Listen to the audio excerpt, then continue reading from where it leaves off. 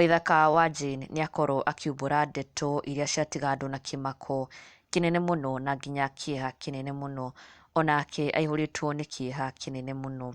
Waithaka has taken to his social media pages na gũkorwo akĩ-reveal some very sad news. Ndeto ciatiga nginya arũmĩrĩri na mafans ake na mafans a nyĩmbo cia mũgithi makiuga atĩ matimakorwo makĩigua ũndũ ta ũyũ kana ona ũkorwo ũkĩoneka in the mũgithi industry.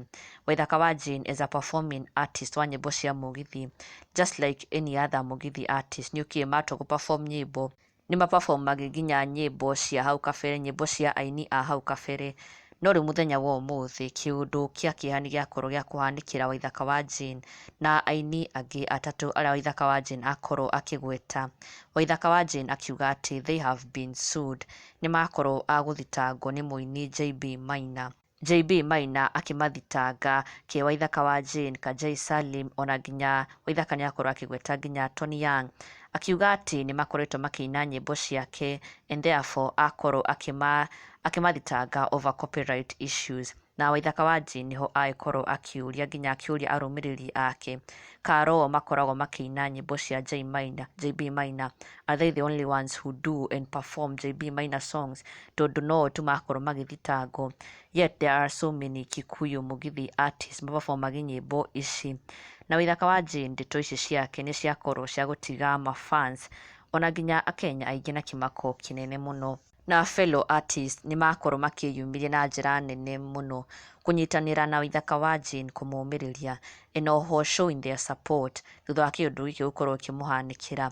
Joe wa Macharia wa mbere akiuga never give up, ona DJ Kariz akiuga Waithaka wa Jane Mungu mbele, onake DJ Fatso Gathuri, onake Baba Edu akiuga I feel you bro, onake Waweru ũyũ onake nĩ akorwo akiumbũra ndeto ingĩ, onake akiuga I saw that Salmon kaka, ona ithuĩrĩ but Ngai mbere.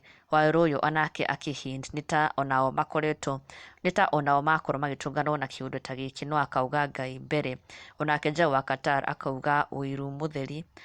Nake Sarafina Mathew akĩũmĩrĩria Waithaka wa Jane na njĩra ya mwanya mũno, akĩmwĩra ona nĩ aine nyĩmbo ciao, aine nyĩmbo cia John Mathew, cause rĩrĩa akorwo akĩ-perform nyĩmbo icio it benefits Sarafina Mathew na family yake, na koguo ndangĩmũgiria kũina nyĩmbo ciake, na koguo akĩmũhe green light athiĩ na mbere kũina nyĩmbo ciao, akiuga Waithaka wa Jane don't worry bro, imbeni zetu, I benefit when you sing, you market our songs. Wow. Kigia wa Esther nake akiuga Waithaka uko sawa na utaenda mbali, upcoming star. JN Gakuhĩ onake Ngai ena hinya brother, wĩyũmĩrĩrie. Ona nginya mafans Eva Maina akiuga pole sana, utainuka zaidi, Ngai mbere, the higher you go the greater the battles. Na nĩma onake Maina Ben, they're intimidating you, keep strong. Onake Mũkuha Kinyua akiuga don't dwell much on them brother, na ndũkainame ngoro, we love what you do. Na Waithaka wa Jane agĩkorwo akĩmera nĩ egũkorwo akĩma-update, nĩ ekũma-keep updated no ũrĩa ndeto ĩno ĩgũthiĩ. No ndeto nĩ atĩ they have been sued, nĩ marĩkĩtie gũthitangwo nĩ mũini JB Maina over copyright issues. Na ndũgakĩriganĩrwo gũ-subscribe for the latest and trending Kikuyu celebrity news. Never miss an update, subscribe now.